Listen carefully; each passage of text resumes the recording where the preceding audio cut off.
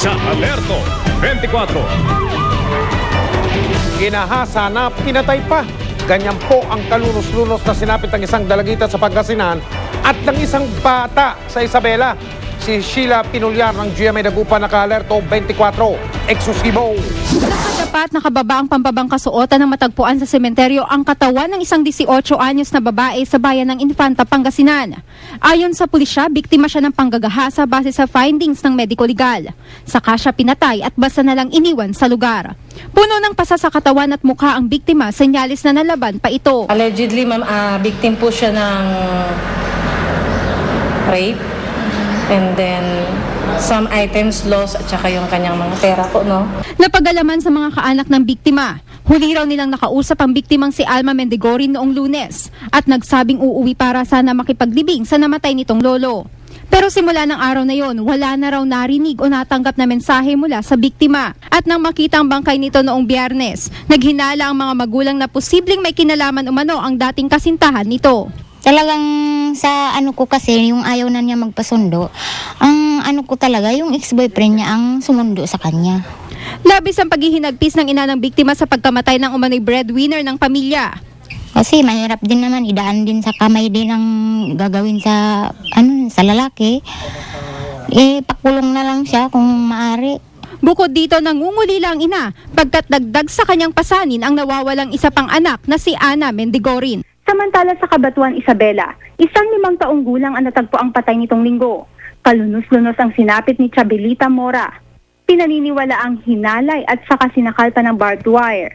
Isang sospek ang nadakip noong Lunes na huling nakita di umano ng mga testigo sa crime scene. Hiling ng ina ni Chabelita, sana tama ang nakuha ng mga pulis na sospek. Hindi pa po nila nasasabi sa akin talaga yung suspect po. Ang gusto ko lang po talagang mangyari, yung talaga na masasabi na talaga na yan po siya. Yun po ang gusto ko. Sheila Pinulyar, nakatutok 24 oras.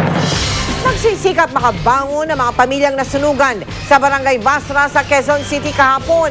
Sinimulan na rin linisin ang natupok na bahagi ng Department of Agriculture. Hindi naman daw nasunog ang mga dokumentong may kinalaman sa fertilizer fund scam at sa Hacienda Luisita. Nakatutok si Steve Dailisan. Binalikan ng Quezon City Fire District ang bahay na itinuturong pinagmulan umano ng sunog sa Barangay Basra, Quezon City kahapon. Batay sa investigasyon ng BFP, mas lamang daw ang anggulong electrical fault kesa sa sadyang panununog. Kaganiwan po, wala naman nagiging liability, lalo po accidental in nature ang sabi nga natin naging dahilan ng sunog. Pero lamang, kung yung sunog na naganap ay sinadya talaga. Apila naman ang may-ari ng bahay na si Felipe Sagisa, huwag daw sa kanya ibunto ng sisi dahil biktima rin sila. Posibleng sa mga kable raw ng kuryente na malapit sa bintana ng kanilang second floor nagmula ang sunog at di mismo sa loob ng kanyang bahay. Masakit sa akin yun dahil hindi ko naman alam na ganun mangyari. Bakit nila ako sisihin nila? Di naman tanggap ng ilang kapitbahay ang paliwanag ni Sagisa. Pero imbes na magmukmok, nag-ipon na lang sila agad ng yero at bakal na pwede pang pakinabangan. Kung siswertihin at aabot ng 100 hanggang 200 kilo ng bakal ang makokolekta, meron na silang pambili ng second hand na yero o lona. Tatayo na lang ulit. Kasi wala na tayong masisisi dyan dahil nandyan na yan eh. Nanunuluyan pa rin sa gymnasium ng Ninoy Aquino Parks and Wildlife ang karamihan sa mga nasunugan. Pinayuhan kasi sila ng BFP na tapusin muna ang paglilinis sa lugar bago itayo muli ang mga bahay. Ang mga empleyado ng Department of Agriculture nagsimula na rin maglinis at maghanap ng mga gamit na mapakikinabangan pa sa natupok nilang opisina. Mahigit 30 milyong piso raw ang napinsala. Ang mga mahalagang dokumentong nasunog, meron naman daw backup files. Hindi rin daw dapat mabahala dahil ligtas ang mahalagang dokumento gaya ng sa fertilizer fund scam at Hacienda Luisita files. Yun pong mga dokumentong naapektuhan itong pagkakasunog sa bahagi ng Department of Agriculture Complex ay yung mga pertinent papers doon po sa mga sensitive concerns ay hindi po naman naapektuhan. Nandito po yun sa central office. Kagabi, mahigit 200 pamilyang nasunugan ng napamahagina ng bigas, canned goods at mga damit mula sa GMA Kapuso Foundation. At bilang proteksyon sa lamig ng sahig na kanilang tinutulugan, namigay na rin ang kumot. Sakaling tatagal pa sila sa evacuation site, nakahanda raw bumalik ang Kapuso Foundation para magbigay pa ng karagdagang tulong. Steve Dailisa, nakatutok, 24 oras. Sa gitna ng bad news, nariyan ang good news. Mga kapuso, sigurado pong ikatataba ito ng inyong mga puso. Sa kabila ng trahedyang sinapit ng mga taga-barangay Basra sa lungsod ng Quezon, isang pagpapakita ng katapatan ng ipinamalas ng isa sa mga nasunugan. Ang dalagitang si Teresa Sanoy ay nakapulot ng 2,000 piso na may kasama pang $50. Nakita raw niya ito habang naghahanap siya ng matutulungan sa Ninoy Aquino Parks and Wildlife Center. Agad niyang ibinigay ang pera sa chairman ng Barangay Basra para mahanap ang may-ari. Natunto naman agad ang may-ari, tuwang-tuwa siya dahil sa ginawang pagsasauli ni Teresa.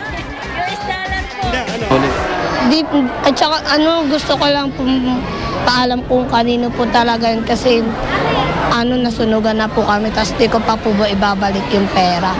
Hindi po, masama naman po yun. At syempre po, malaking pasalamat at siya rin din ang nakapulot sa pera ko dahil may tiwala din naman po ako. Chika Minute! Habang nalalapit ang anniversary ng Regal Films, naaalala ni Mother Lily ang mga artista na naging bahagi ng kanyang production. Isa na raw dito si Chris Aquino na humingi pala sa kanya ng advice tungkol sa problema nila ni James Yap. Yan ang chika ni Lars Santiago. 50 taon na ang Regal Films, kaya naman malaki ang inihahanda nilang 1 taong selebrasyon. Malalaking pelikula ang nakalinya nilang gawin. Pambungad na rito ang Mamarazzi na pinagbibidahan ng tinatawag ngayong Kapuso Comedy Queen na si Eugene Domingo. Puring-puri ng mag-inang Regal producers na sina Mother Lily at Rosel Monteverde Teo si Uge. Kapag eksena raw kasi, kahit ano pa ang mangyari ay tuloy-tuloy lang ito sa pag-arte, kahit kung minsan ay nasasaktan na ito. Of course, si Uge is Uge. May sarili siyang style sa pag-atake ng pag-arte niya at saka sa pagpapatawa din. Talagang niya, yan ang talagang she acts very well as a comedian. Hindi nagsasawa si Mother Lily na ikwento kung paanong noong 1960 binili ng Regal ang isang pelikulang Ingles, ang All Mine to Give, sa halagang $500. Tumabo ito sa takilya at doon na nagsimula ang lahat. Marami na ring artistang napasikat ang Regal. Isa na rito si Chris Aquino na hanggang ngayon ay pinupuntahan pa rin si Mother Lily para manghingi ng payo. Chris is well, we just have, nag-text kami. Yeah. We always, every day, usually she texted me. Sa status ni Chris at ng asawang si James Yap ngayon, umiiwas magbigay ng opinyon ang Regal producer. Parehong malapit sa kanya si Chris at si James. Sa payo, hindi naman ako nagpapayo. I think she knows best. Well, there's nothing wrong for me to say this. I just say that you just trust in God and then, prayers can move mountains. Gaano naman kaya katotoo na isa siya sa hininga ni James ng payo noong nag-iisip ito kung dapat ba siyang pumunta sa inaugurasyon ni President Noynoy? Yes. At ano po ang pinayo sa kanya? Wala akong payo, honestly. Sabi ko, well, it's it's his choice. Lars Santiago, updated sa Showbiz Happening. Hollywood actress Lindsay Lohan, nakakulong na. Tutok lang po. Susunod! Matinding oil spill problema ngayon sa bansang China. Ilang opisyal ng COMELEC pinakakasuhan na dahil sa overpriced na ballot secrecy folder. At ang cast ng Endless Love, pinagkaguluhan ng kanilang fans sa Cagayan de Oro. Tutukan lahat ng yan dito sa 24 oras.